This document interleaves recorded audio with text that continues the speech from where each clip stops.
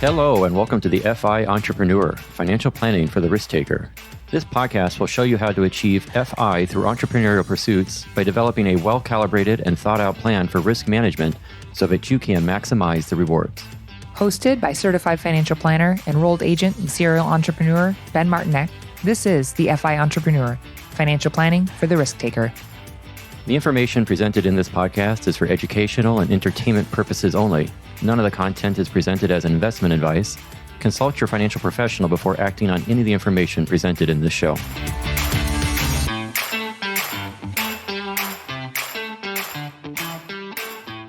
Well, hello, everybody. Welcome to the FI Entrepreneur, Financial Planning for the Risk Taker. This is your host, Ben Martinek, along with my lovely co-host, Deb Martinek. Hello, everyone. Hi, Deb. Joining us on the call today, we've got a fascinating conversation on the notion of when to start to outsource, like how soon to do it and how much, and just when. How do you know it's time to either hire somebody, bring someone onto your team and have another team member to start doing some of the work that you're doing? Or, also just maybe not even before that, that's kind of a big step going to so far as to hiring. Just when should we start paying someone else to do some of the work that's in your business? I think as many of you might know, if you're going to become a business owner, you start off really wearing, at least for most people, certainly the case for us and me, wearing all the hats. You're just kind of doing everything. And, there's different reasons for that, ultimately, and it'd be good to explore why it is that in the early stages, it's typical or common that the business owner is running the show and the one person behind the curtain doing all the magic. Why is that? Oh, man. But we don't want it to stay that way. Like there isn't really anybody out there who is put up on a pedestal who is the solo entrepreneur and is staying as a solo entrepreneur. I suppose I should correct that. I actually do have some financial advisor friends of mine who are pretty much that way and have done well for themselves. So that is a possibility, but they don't still do quite everything. There is some work that they're outsourcing. So, what to outsource, what not to outsource, and knowing when to do it. That's going to be really the topic of today's call. So what do you have to add to that, Deb? And what are your thoughts on this topic? I think it's important to understand that you can't do everything yourself. As we've gone through the ebbs and flows of this in our own business buildings, over the past many, many years, there are recommendations, of course, of things that you can do early on, like documenting your processes and creating training manuals for the one day that you're going to have somebody to train and train them in. But that's also, I think, really difficult to do. And I'm not sure that's something that we did early on in the beginning because you're doing everything else. And so when you get to the point of needing to bring somebody on, it's important to have a very clear communication and clear understanding of what you do and don't have and how they can help you maybe gain some efficiency there too. Yeah, for sure. I mean, our situation, our experience in the early years of running the businesses, our driving goal and focus was, we're in business, but we needed to go get some business. We're not going to do ourselves any good. We're not going to be in business for very long if we don't go and get some business. And so let's go do that. Let's stay really busy with trying to find someone who would like our services and make that happen. I could spend all my time documenting, how maybe I'd complete a financial plan for someone or complete their tax return and all these processes. But if you don't have somebody you're actually doing that for, it's theoretical. Yeah, it would be theoretical for sure. I don't actually have someone on which I'm doing it for. But, what's the point of committing all that time if this is just going to go into some file cabinet that's never going to get applied to anybody because you end up going out of business because you didn't get any business. You never got to the point of actually training somebody else in on the business. So, yeah, without question, I think the driving factor in the early stages for anybody's business is, well, let's get busy. Can we get some revenue in the door? Can we get some people signing up? Let's see that happen. And then we'll start to figure out some of these other details. Well, and that really kind of brings up just the reality, even in the early years of most businesses, there really is a need to be resourceful. And there's a bit of scarcity in your situation where, I could say, oh, my time is worth so many dollars an hour. And so if it takes me so many hours to do this, then it's clearly not worth my time. I should just outsource this and pay somebody else. And, maybe if you're a well-seated company and you've just received a large allotment of investor capital and someone's happy to let you go burn some of that money to go pay someone else to do this work rather than you, so you can stay focused on what you do best. I mean, that is, as a matter of efficiency, probably the best way for this to go. Well, the problem is you may not have the money. You just may not have the money for this. Either you don't have it in savings, like you weren't planning or you didn't set enough aside in savings to cover these costs, this overhead that's ultimately non-revenue generating. You either may not have the money for it, or you may not have the revenue coming through the door. And so you would be feeling very uncomfortable incurring these extra costs and expenses.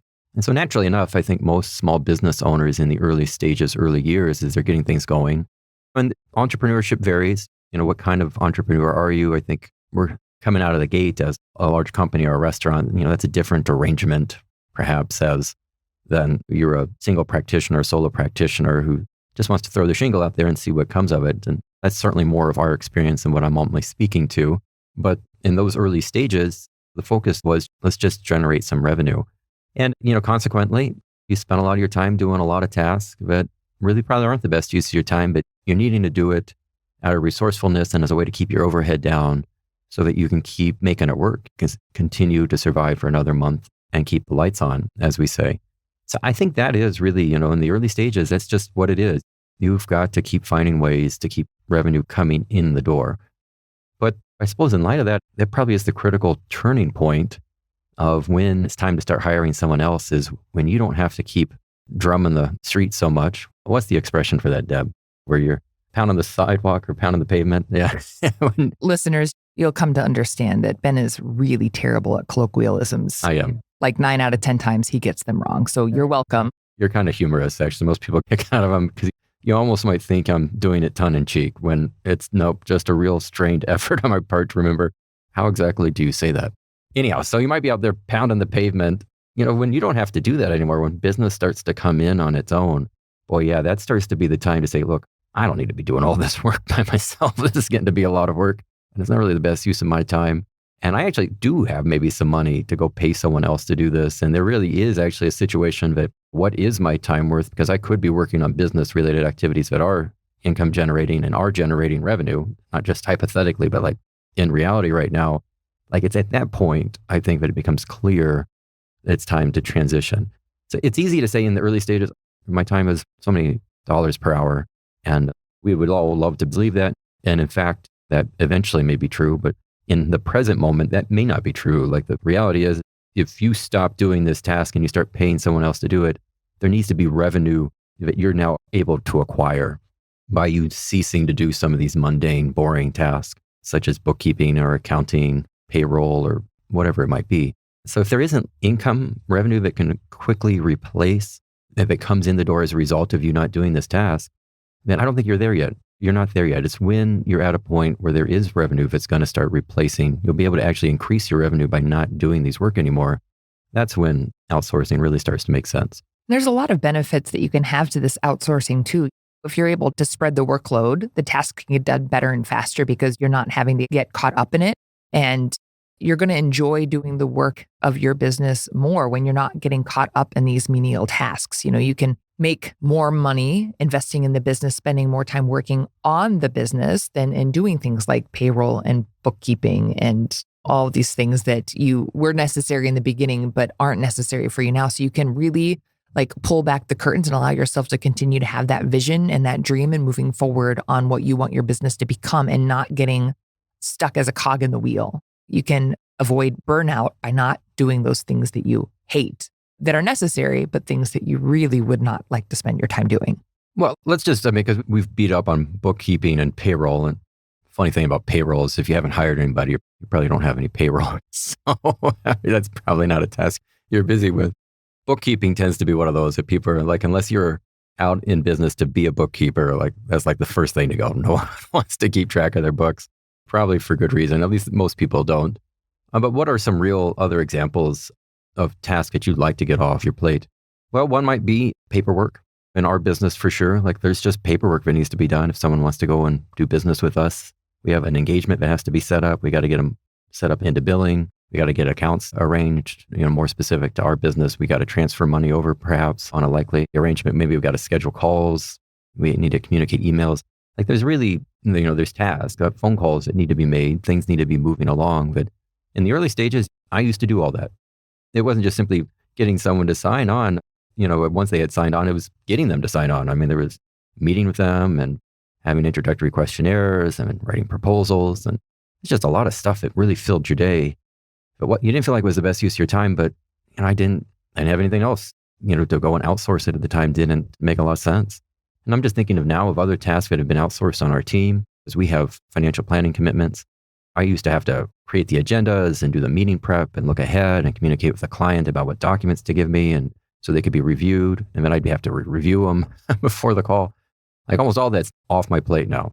Thank God, really. Someone else on the team is handling all of that. And it's really to a point, thankfully, where I spend a couple hours right before the call looking at all the stuff that's been prepped for me by other team members.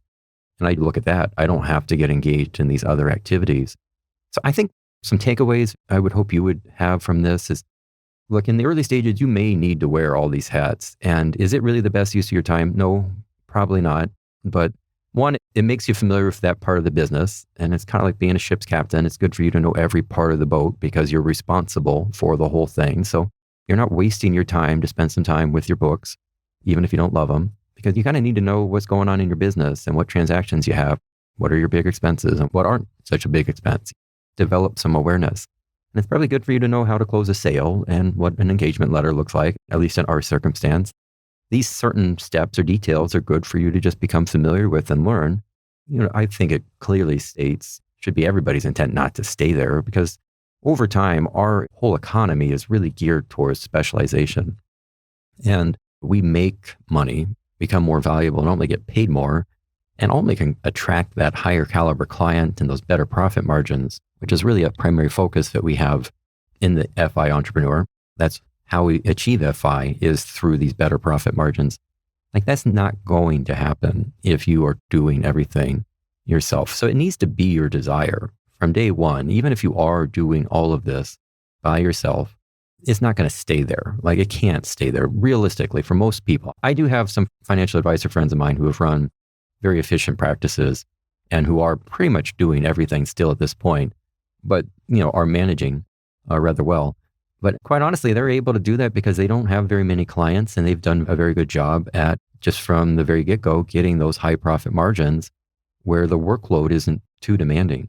That's really that starts to be the challenge. And the part of the need for outsourcing is we're getting busier.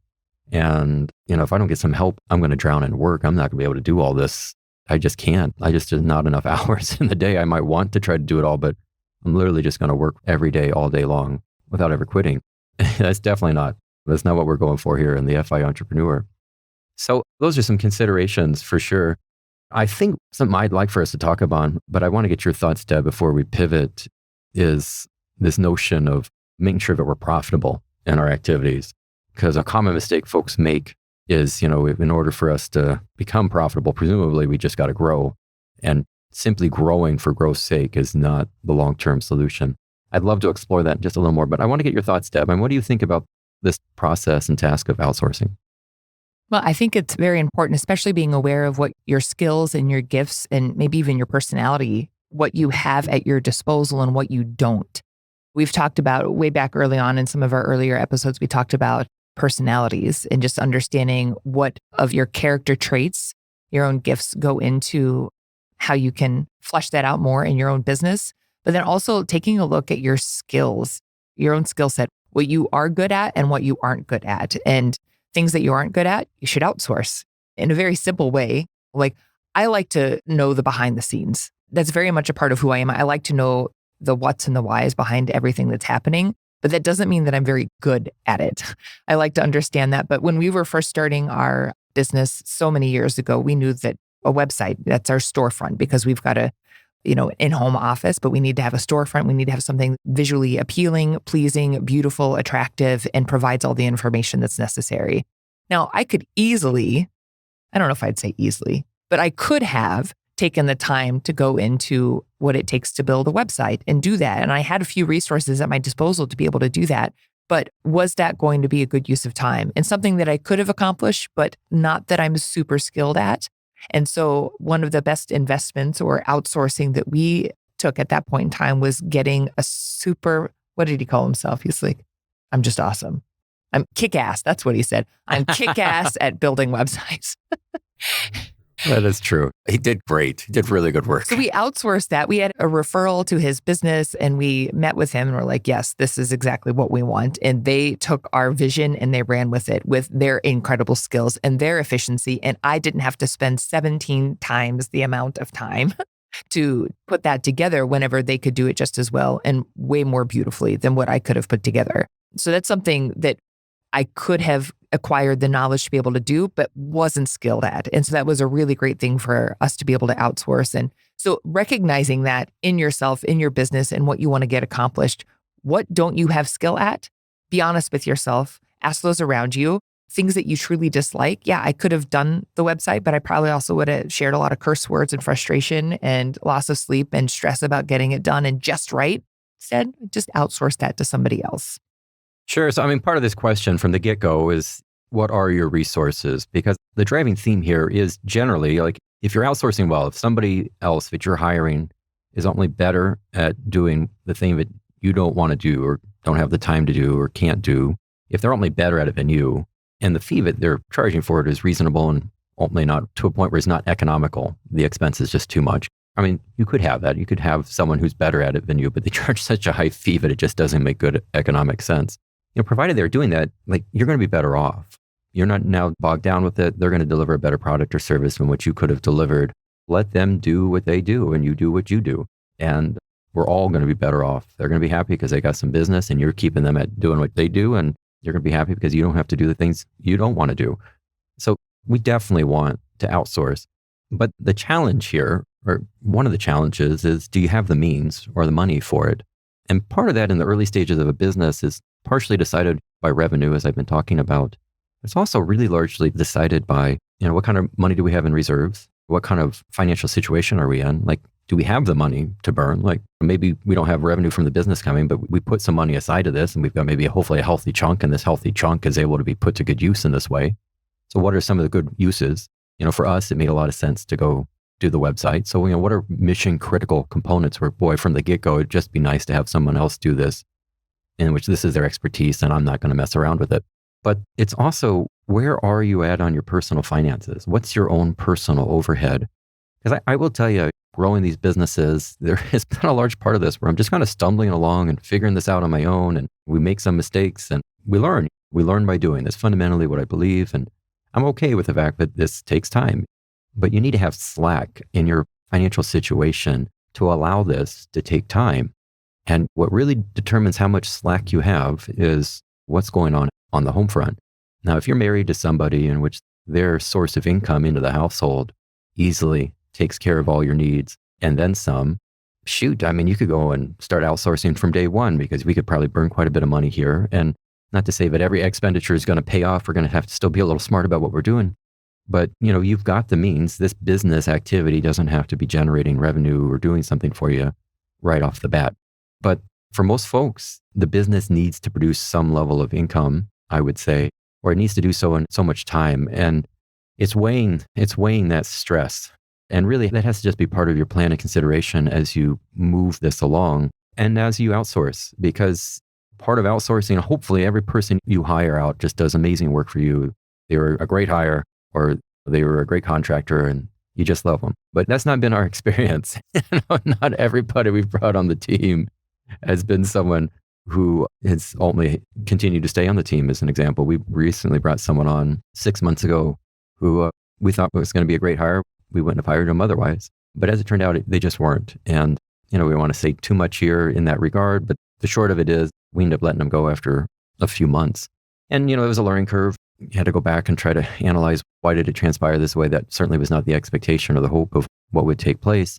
But my point and what I'm wanting to drive home is, we were able to make it work because on the personal home front, we had the money actually in the business that if this didn't go well, that was still going to be okay. And we've ultimately gotten smarter about how we're going about this. Now, we're now outsourcing our hiring to someone else. We're bringing on a business consultant to make sure that the next time we do this, it's going to be right. But boy, it sure does take the pressure off of these decisions. If you are in a situation where on the personal overhead, you can handle some bobbles and it isn't all that big of a deal. So look to the personal overhead as you look to manage your business, because that's going to matter a lot about these decisions, because there is a risk there, and hopefully they play out right and you put the time into it, and everything goes the way you hope or want it to go. The reality is that in all the decisions of your business, that's just simply not going to happen.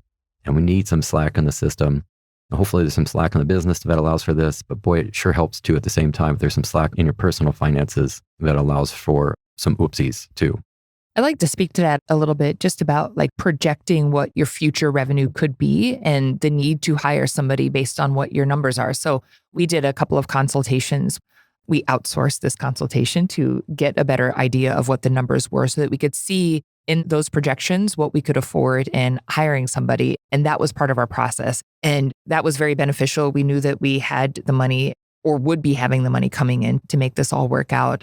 But it was pretty clear early on that even though it looked like this was going to be a great match and fit for our business, we determined that it wasn't.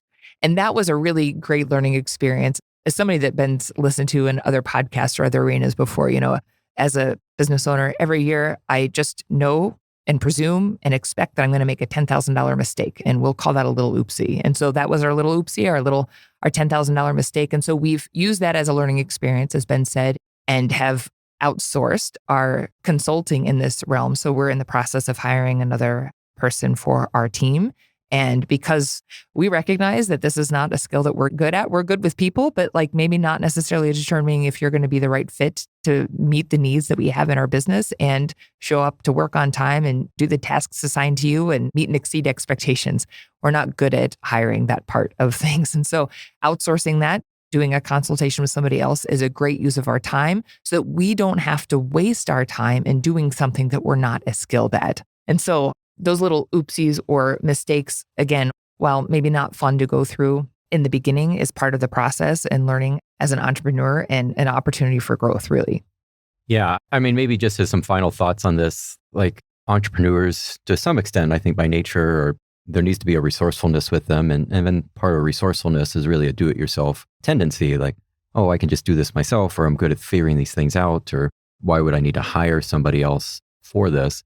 And again, that's really great and valuable in the early stages of your business. That's probably what's going to be critical in getting the business going and getting it off the ground and making things happen. It is eventually going to inhibit the business and your own future success if that's where things stay.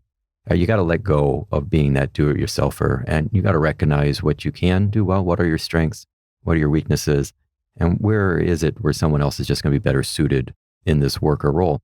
I mean, one of the things I've just loved about having a team is getting the outside perspective and opinions and the consultations and the thoughts of other people on what's going on with our businesses. And, it's just a much richer variety, a lot more color to our conversations than would it be if it was just me having an internal dialogue about what to do, or even with Deb, where we're both kind of like, I don't know. I don't know. Well, great. As you bring more and more people, it really starts to be a catalyst to your business because, well, one, we're getting less and less hats being worn by everybody. So with each person needing to wear not as many hats for their role, guess what? They're able to really focus and excel at what it is that they do. And the better of it they get at that, but the odds are you're going to see the ramifications of that back in your business, either in increased revenue or reduced overhead cost. So that's wonderful. I mean, this is where the business will start to take off. But, they have thoughts, they have opinions. There's someone else. They've got other perspectives. They're different personalities. And, you can benefit from that by now having them on your team and collaborating and talking with you and maybe doing things a little different from what you would have done. And that's fine. It's probably better that way. Like, hopefully you don't struggle with this, but if you do struggle with this, I would be cautious of you to jump into business until you get some resolution. But, it would not be good for you to think that you do everything great. And like there's an old saying that's out there, but it really doesn't do anybody good. But, there's this saying that used to be of, if you wanted it done right, do it yourself. Boy, I tell you what, that's not doing anybody. That's a lie. Yeah, that's right. Don't do it yourself. You're if you want it done right, go hire the right person for it. I mean, that's what you need to do. Don't do it yourself. I mean, do it yourself, baby, because you have to in the early stages because you got really no other choice. But that is not the long arrangement. But it does drive home a point, but I want to circle back to, and I had brought some attention on, and this really deserves maybe its own podcast, but it's this notion of we don't want to grow just for the sake of growth. Like in order for a business to be successful, it has to be profitable. And a common or easy mistake that someone can make is, shoot, we've got all this work. Let's bring on someone else to help us out. And then, oh, shoot, now we got even more work. Let's bring on someone else to help us out. And oh man, the work keeps coming. Let's just bring on someone else. Well, that all works. That growth works as long as it's profitable. The people that you're bringing on ultimately cost less than the revenue that they're generating for you. And this is a bit of an obvious point. I think people know that, look, if I want to be successful, I obviously have to generate more revenue than what I have in expenses. But there's an easy tendency to just think of growing as your pathway out of being busy. And growing doesn't fix that unless the growth is profitable growth. And so one of the things actually that I've had to come to terms with and learned a lot about in the last few years as we've brought on team members and outsourcing is a focus on, is my pricing right? Like, am I charging enough actually to be able to grow and make this work? Because it can be. In the early stages, you're just happy if someone signs up and does business with you and shoot, I got some money coming in the bank and gosh, I can use that, or maybe I can take some of it home, but we can go and reinvest it in something. I mean, it's just great to have some revenue coming in the door. It really is super exciting. In the grand scheme of things, it's going to take a little more than just revenue coming in the door to make this work. And really critically, especially as we grow and we bring on additional overhead, like team members, who have desires for salaries and benefits and paid time off and just like anything else that someone else would want in a job. Like, is my pricing right to be able to sustain this and provide to them what they want, while at the same time making sure I'm getting what I deserve for having started this business? And so something I would like for us to circle back to as part of this whole overhead conversation, outsourcing conversation is my business profitable? How do we determine whether or not it's profitable, and what should be the metrics that we go with in that determination? A great book that we're going to only lean into as part of that conversation is a book called Profit First. There's really a whole series of them, but that's probably the most well-known of the series. And as the name implies, it's really all about determining your profits and making sure that you're profitable from day one. Because unless your business is profitable, growing is not helping you out. It's just making your problem worse. Sounds like we've got our next episode. I know, super fun. Look at that. Just happens so easily and naturally.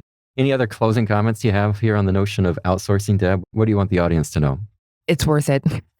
Yes. I do love our team members. They're just great people and they're doing good work for us. And holy cow, it's just so nice. All those tasks that I used to have to do, I don't have to do anymore.